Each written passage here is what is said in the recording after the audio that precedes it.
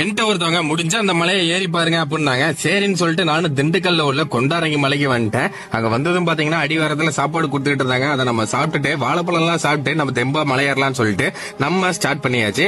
என் கூட சேர்ந்து என் ஃப்ரெண்டும் வந்திருந்தான். கீழே மணி அடிச்சு நாங்க பாட்டுக்கு நடக்க தொடங்கியாச்சு. நாங்க ஆரம்பத்துல பாத்தீங்கன்னா கடகடன் வேகமா தான் வந்தோம். அப்புறம் கொஞ்சம் தூரம் தாங்க வந்திருப்போம். மலையில பாதி கூட போகல. ஆனா என் ஃப்ரெண்டு படுத்துட்டான்.